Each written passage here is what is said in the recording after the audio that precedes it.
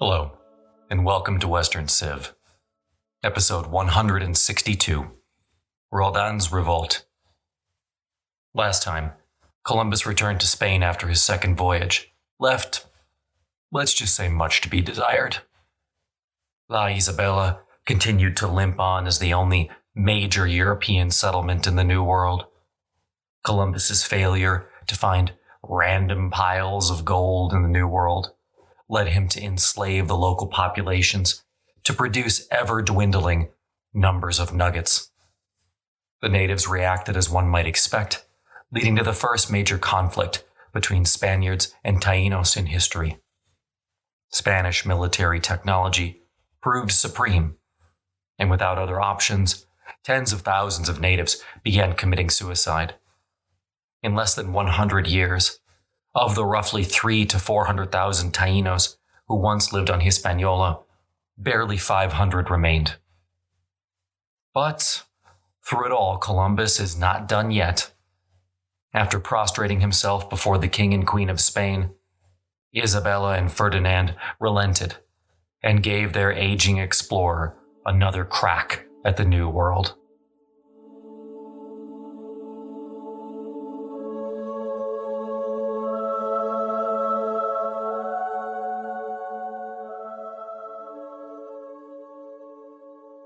Ravaged by illness and a life of nearly constant struggle, Christopher Columbus no doubt looked much older than his 46 years. He had twice sailed the Atlantic and twice navigated the Spanish court. After his second voyage, perhaps due to his failing health, there's something of a brooding quality that starts to emerge about Columbus. He reminded Isabella and Ferdinand, quote, "I discovered for you 333 leagues of mainland at the very edge of the Orient and named 700 islands in addition to what was discovered on the first voyage. I pacified for you the island of Hispaniola, which is larger than Spain and inhabited by innumerable people." End quote. This was probably not wise. They were, after all, the monarchs. They made Columbus and they could unmake him. Still, he complained that he had never received the credit he deserved. Moreover, he had found evidence of gold, but believed he had been saddled with worthless colonists who had zero intention of doing the actual work necessary to make La Isabela function. To an extent, I suppose he was right. These men expected easy gold, and when that proved not to be the case, they wilted in the Caribbean heat. Columbus, dressed as a penitent friar, arrived at Valladolid in April 1497, only to find that the king and queen had already departed. But as I mentioned at the end of the last episode, Ferdinand and Isabella quickly approved another expedition on April the 20th, 1497.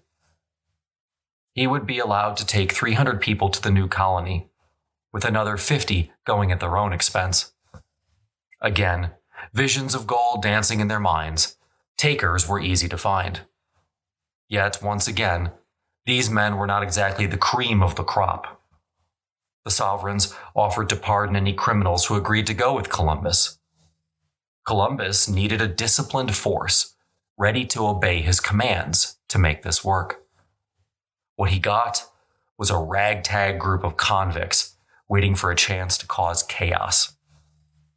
Moreover, while the monarchs authorized around 3 million gold maravedis to pay for the voyage, by the end of February 1498, Columbus could hardly count 350,000 in his possession. The rest he had to pay for using borrowed funds from the local Genoese bank. Embarrassingly, the lack of funds led to an actual brawl between Columbus and one of his purveyors, when Columbus lacked the money to pay the man. And this really was the least of Columbus's concerns. During the first two voyages, Columbus had the New World to himself. By 1498, that situation had started to change forever. In 1497, John Cabot sailed to Newfoundland. Moreover, the Treaty of Tordesillas gave the Portuguese free rein to begin their own voyages of discovery. And worse still, Ferdinand and Isabella had begun granting other explorers the right to conduct their own missions. Time was running out. Columbus's third voyage consisted of 3 ships, the Santa Maria, El Correo, and Lavaquinos. This time, Columbus's goal was to go as far south as he could. He hoped to find gold and gems, and here his logic fit with the prevailing ideas of the time. Most European scholars believed that precious stones came from the hottest places on Earth. Thus, it made sense for Columbus to sail as close to the equator as possible. He set sail for Hilo, the westernmost Canary Island, on June the 21st. There he turned south with his 3 ships, while the larger fleet of supply ships made for La Isabela. By July 4th, he was past Cape Verde and sailing for the New World. If what Columbus was looking for was heat, well, he found it. Quote, "I entered a zone of heat so intense and high that I believe that the ships and the crews would be burnt up.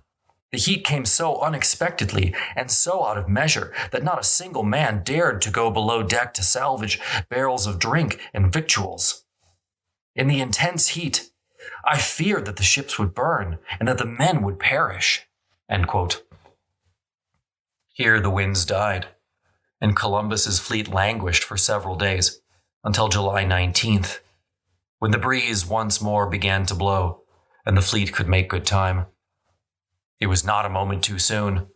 His ships were badly in need of repair, having already been at sea for nearly a month. He needed to find land. Finally, they sighted the island of Dominica, which he avoided on the second voyage, because locals told him that it was home to cannibals. This time he had no choice.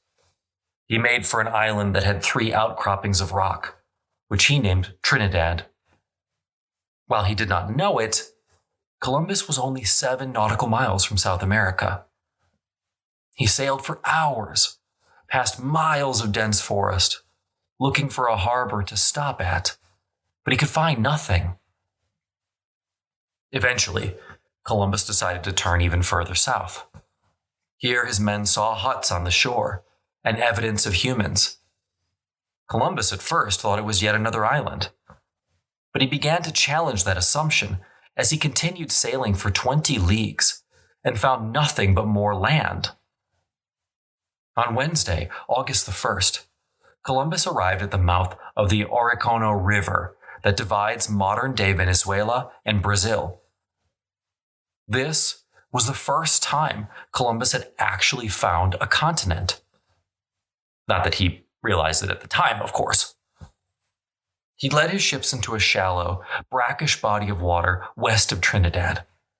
Today, it is called the Gulf of Paria, a 7,800 square kilometer body of water between Trinidad and Venezuela. Finally, dropping anchor on August the 2nd, Columbus put ashore at Icocos Point, the southwesternmost point in Trinidad, Tobago. After a time, a canoe bearing 24 natives appeared. Columbus decided that the best course was for his men to attempt a quote-unquote dance of welcome.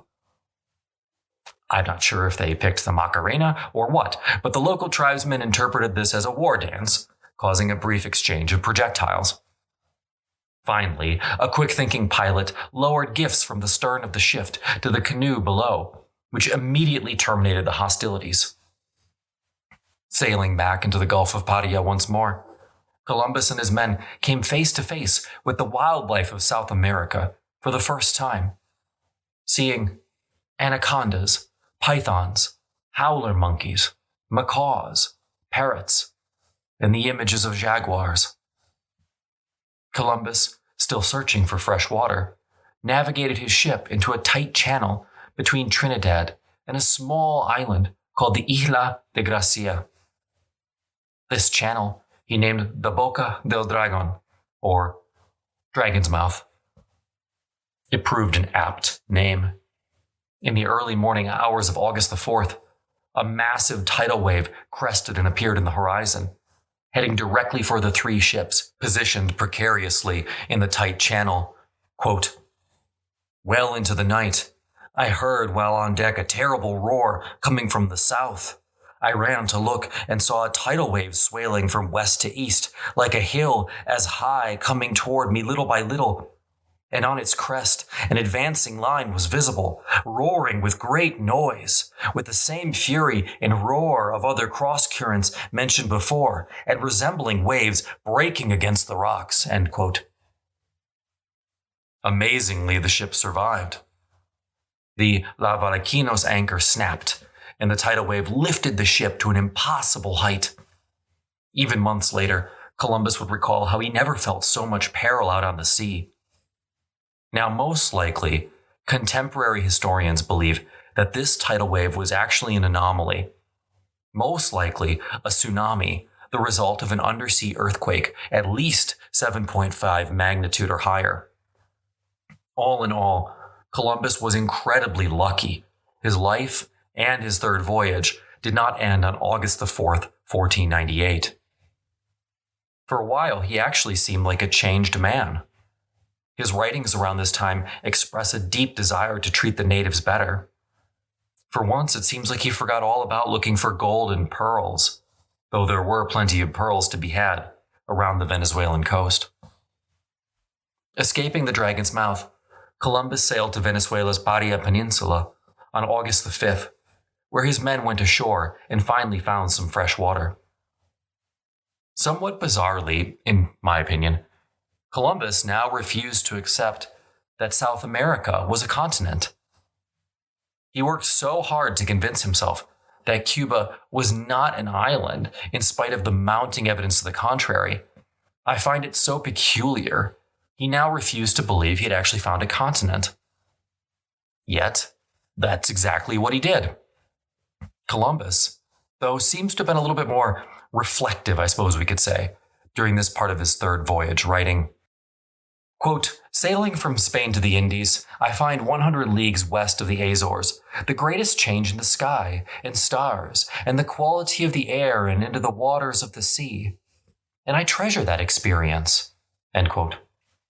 Some of this turned into pure whimsy.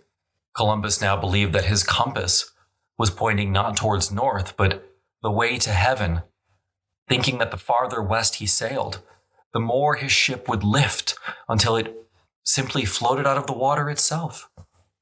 Quote, "Each time I sailed from Spain to the Indies, I found that when I reached a point 100 leagues west of the Azores, the heavens, the stars, the temperature of the air, and the waters of the sea abruptly changed.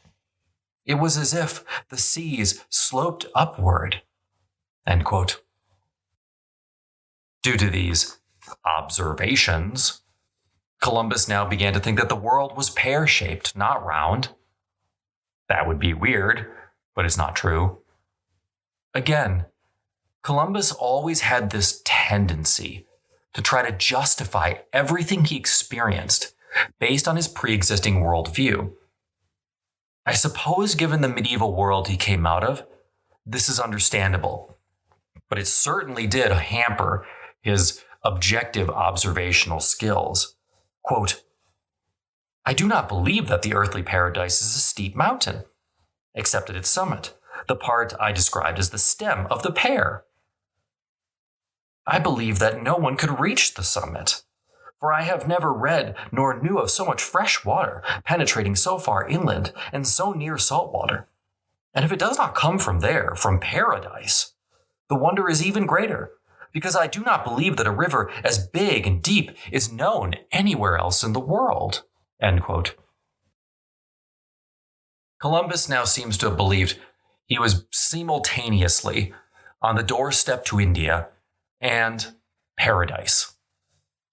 To be fair, based on where he was in his life, he was much closer to the latter. He believed that God had sent him some kind of code, and if he could only decipher it, then he would find the way to heaven. Now, Columbus continued chasing paradise as he sailed to the Isla de Gracia off the Venezuelan coast. Columbus then, trying to find heaven, nearly ran his ships aground. The water between the Isla de Gracia and Venezuela can be extremely shallow. in some places only 4 fathoms or 24 feet deep. Columbus's ships needed 3 fathoms, so, thanks to a swell that happily came along, he just squeaked by. Around August the 13th, he continued sailing westward, finally coming to grips with what he had found. He wrote back to Ferdinand and Isabella, quote, "Your Highnesses have won these vast lands, which are an other world, in which Christendom will have so much more enjoyment, and our faith in time so increase." By using that word, other world, Columbus finally seems to have come to terms with the reality that this was not Marco Polo's India. Up to this point, everything Columbus had done was to prove he was right, that they were in India or very close. Now, his desperate voyages of confirmation seemed to have turned into voyages of doubt. Later that August, Columbus decided to turn northwest and sail towards Santo Domingo. As he did so, he came upon another caravel heading in the opposite direction. It fired a warning shot, the signal that the other captain wanted to meet.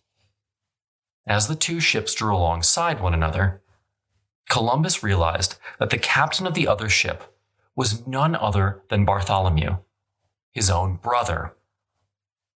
There was trouble at the colony.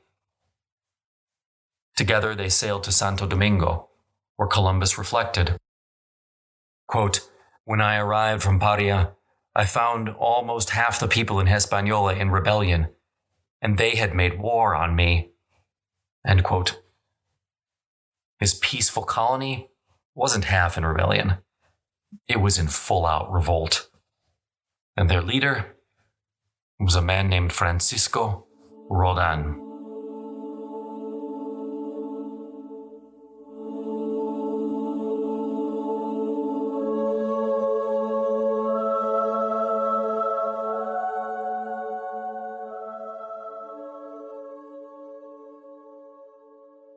Frankly, in hindsight, the only thing that's surprising about Roldan's rebellion is that it did not happen earlier. I mean, Columbus took boats of criminals to a place they thought there would just be gold laying around on the beach, and then he demanded that they work hard. If that's not a recipe for disaster, I do not know what is. Well, other than not paying your mercenaries. Because remember, if there's one lesson from the history of Western Civ, it's always pay your mercenaries. I mean, then to top it off was the fact that Columbus left his colony to its own devices while he continued to explore. And the powder keg analogy becomes obvious. Roldan was actually the man that Columbus had appointed to be the mayor of Santo Domingo. So it was not as though he was some random upstart. The problem started in Columbus's absence for 2 reasons. First, as the supplies on the ships dwindled, men began to realize that they would soon have little to eat, given that they were not bothering to grow food on their own in sufficient quantities to feed themselves. Second, while Roldan was mayor of Santo Domingo, Bartholomew Columbus was governor of Hispaniola. Neither had been given any firm chain of command, so when things began to break down, it was easy for Roldan to both ignore Bartholomew and then to blame everything on him. Ultimately, Roldan settled on a very simple scheme: capture and execute the Columbus brothers, and then convince Spain he was the right man to rule the colony. Hence, why Bartholomew was sailing away from Hispaniola when Columbus came upon him.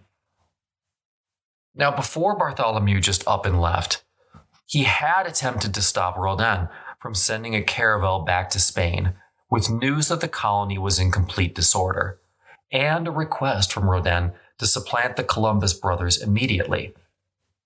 Bartholomew quite rightly realized that whoever got to Spain first would likely see their version of events believed, and hence refused Roldan permission to sail.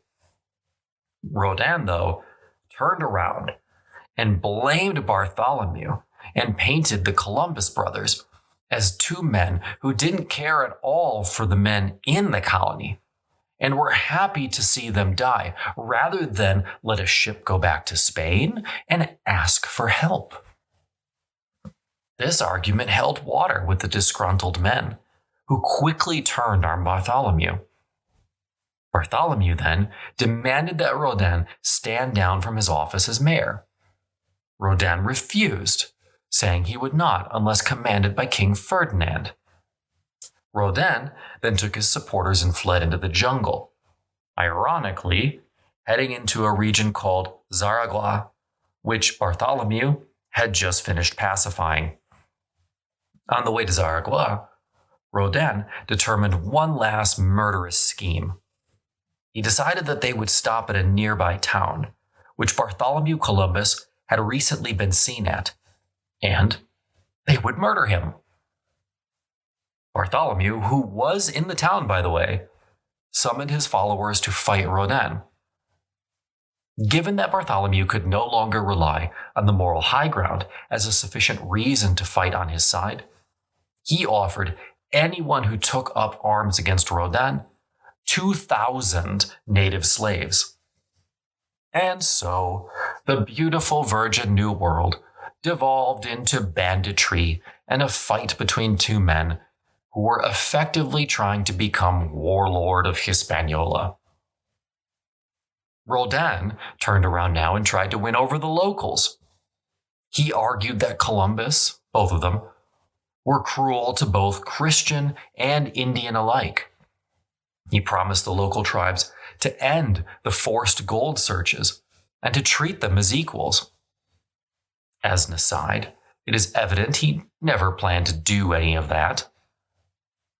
A local chief whom Columbus had fought against during his second voyage eagerly agreed to join Roldan, and the attack was planned for the next full moon.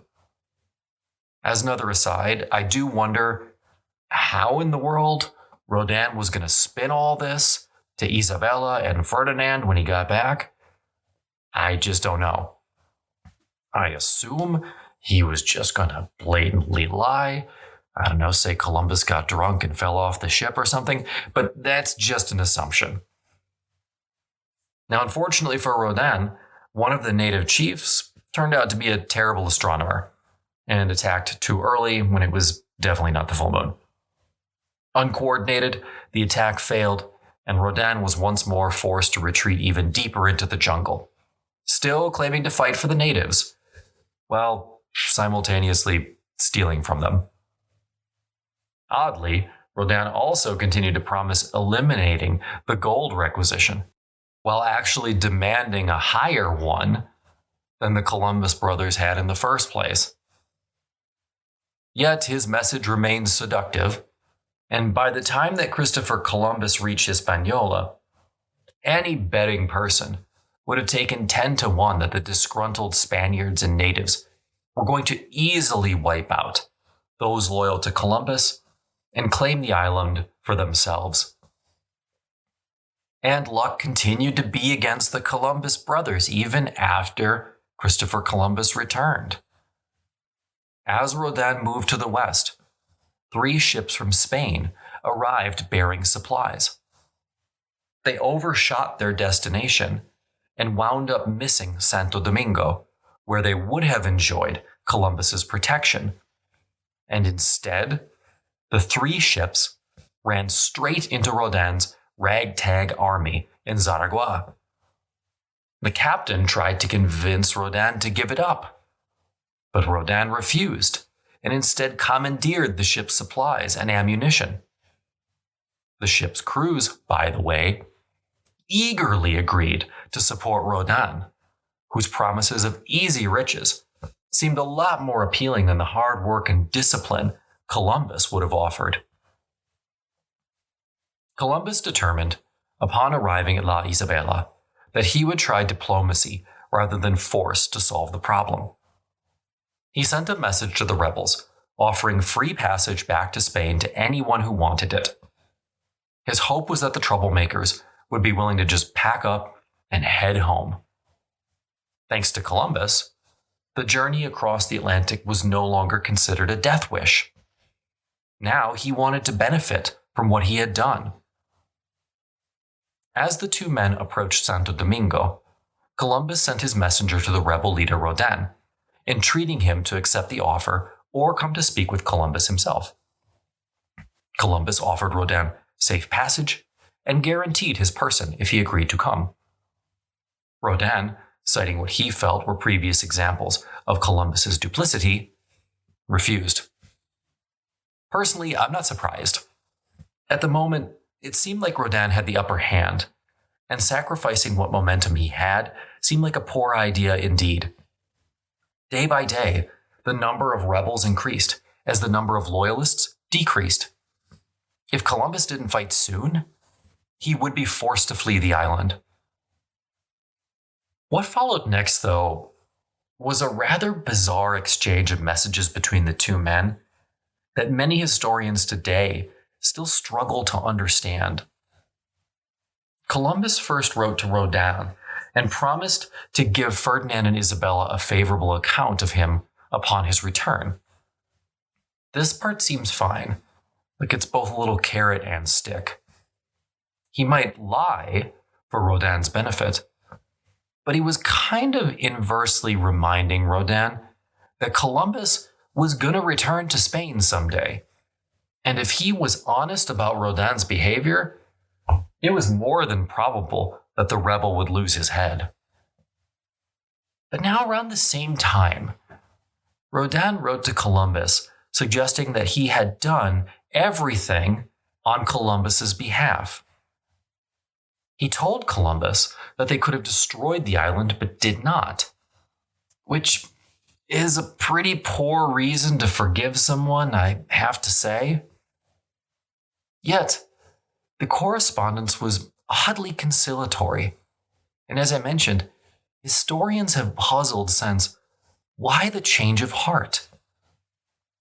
My best guess is that Roldan realized he could not carve out a little kingdom for himself on Hispaniola and expect to survive for long. Eventually, Ferdinand and Isabella would send enough loyal troops to wipe him out.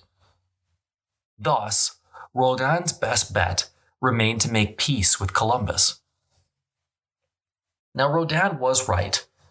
While this correspondence was going on, Columbus dispatched 5 ships to Spain. On these ships were around 500 native slaves and several letters for the Spanish monarchs, deploring Roldan's conduct and begging for them to send him more quote-unquote devout religious men. Columbus had now completely settled on the idea that it was the poor quality of the men that he had received why he had not been able to succeed. Quote, "When I came here, I brought many people for the conquest of these lands. All of these people importuned me, saying that they would serve very well and better than anybody. But it was the reverse, because they only came believing that the gold and spices that were said to be found could be gathered with shovels, and that the spices already came tied in bundles on the seashore, so that there was nothing more to do than throw them in the ships. Thus, they were blinded by greed." End quote. Moreover, I should point out that Columbus always had to deal with a significant number of stowaways on the voyages. And these were all in addition to the criminals the monarchs made him take with him. Now, one man, at least, was not buying the excuses. Las Casas continued to argue that if Columbus had only made partners of the natives, instead of trying to make them slaves, he would have succeeded. He wrote to Columbus, quote, "that Columbus would have done great things and produced inestimable benefit in this land if he had realized that these people did not owe anything to him or to any other person in the world just because they had been discovered." End quote. Las Casas went on to sardonically ask what right Columbus had to take lands from the natives and bestow them on his followers. And of course, Columbus would have responded, "The right of the sovereigns, of course." Las Casas' complaint was somewhat timely. Roldan, as part of negotiations, demanded to be given a local settlement as a payment for his services. Columbus obliged and allowed Roldan to enslave those people he found there. This decision only reinforced the terrible habits that the Spanish occupation of the New World were turning into permanent character traits. Quote, "The Spaniards learn, even the laborers and those who came on salary to dig and work the land and extract the gold from the mines, to loaf and walk proudly, eating from the sweat of the Indians and seizing each by force, 3, 4, and 10 to serve them, because of the gentleness of the Indians, who neither could nor knew how to resist." End quote. Columbus, for his part, was clearly at a low point in his career. The man who had conquered the Atlantic had, in 1498, now been reduced to bargaining with a local brigand.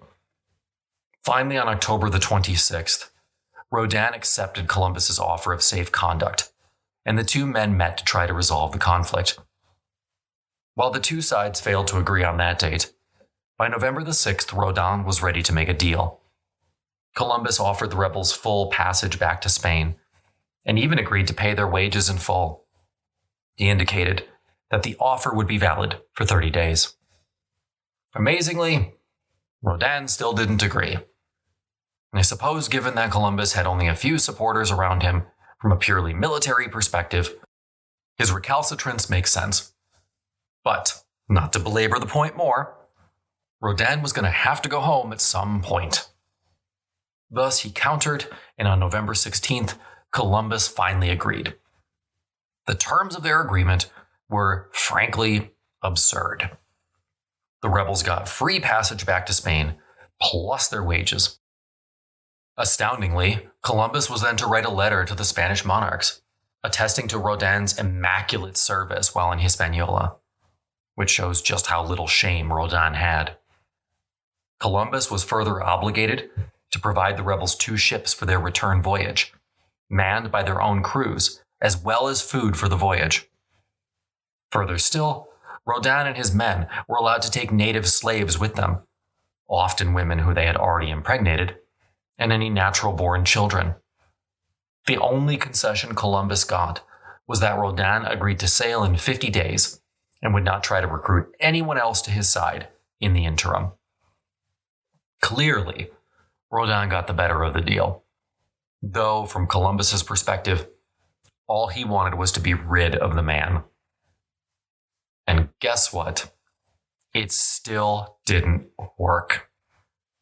In January, within the 50 days, the 2 ships were all set to sail from La Isabela to the rebels in Zaragoza when a storm blew up and damaged both vessels. Thus, Columbus had to stop and make repairs. It was not until April then that the ships were ready, and by that time, Roldan was claiming that Columbus had reneged on the deal. I guess the argument being that he conjured the storm up Prospero-like. Now Roldan claimed they planned to stay in Zaragoza indefinitely. By the end of August 1499, 2 caravels were once again ready for the rebels, when the rebels came up with yet more demands.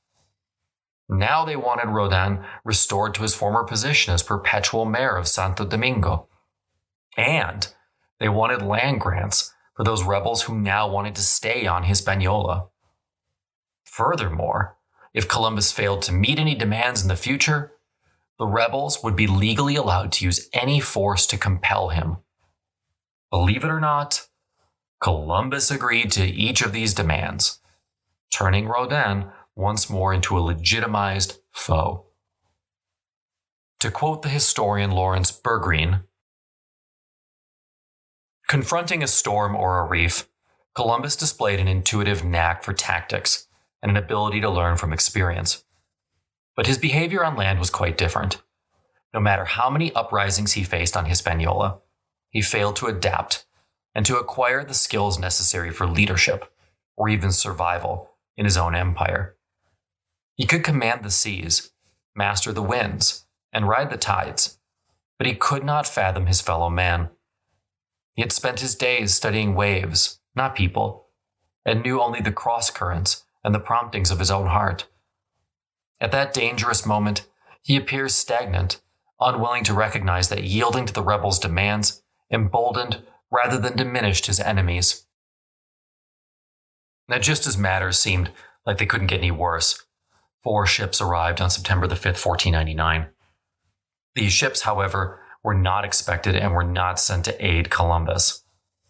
The captain of the expedition, Alonso de Oeja, had been sent by the King and Queen of Spain to enslave the locals and establish their own settlement. Thus, Columbus's monopoly on the New World ended precisely on September the 5th, 1499. Isabella and Ferdinand were tired of his equivocations. Columbus now had rivals, and rivals sent to perform his exact same task. I cannot say precisely how Columbus felt, but I would imagine he was heartbroken. Oeja's terms were the same as Columbus's had been.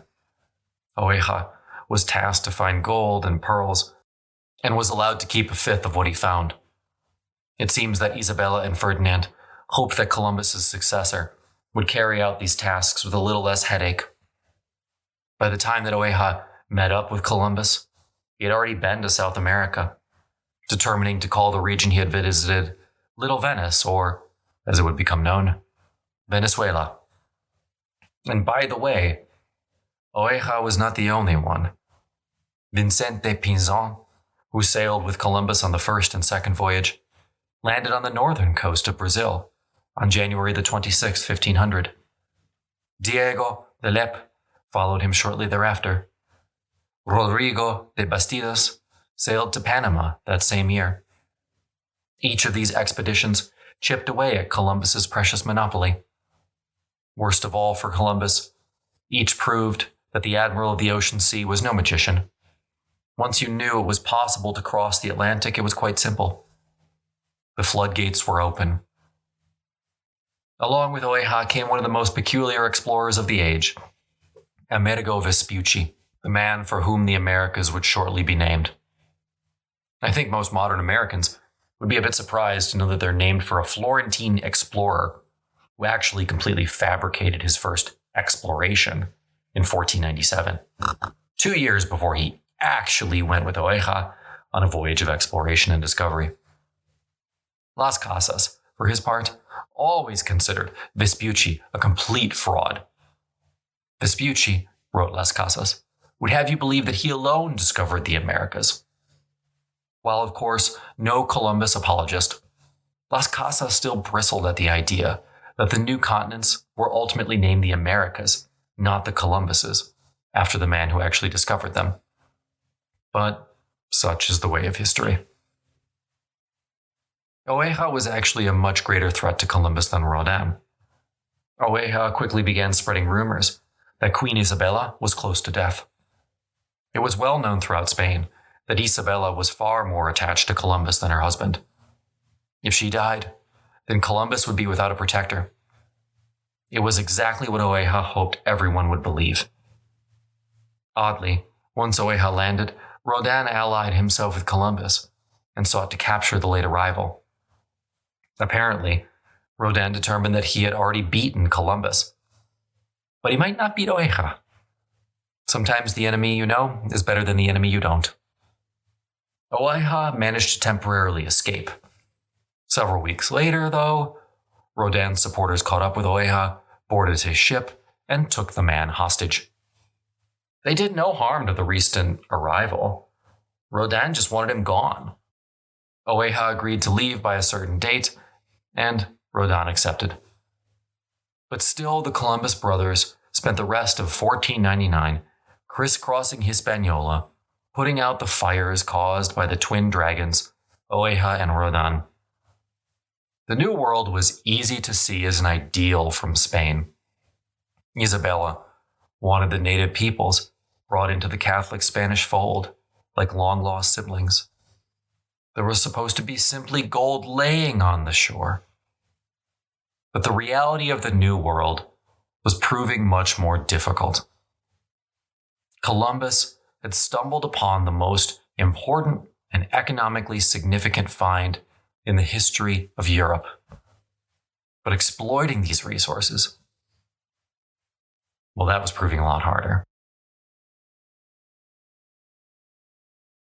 If you haven't yet, please check out the website westerncivpodcast.com for more information about the show and for bonus content. Link in the show notes. And if you're interested in supporting the show, for only $1 a month, you get access to every single episode in advance, and it helps the show out. And for $2, you get access to all of our bonus content, 2 new deep dives every single month, plus extras. Check it out, link in the show notes, patreon.com/Western Civ Podcast.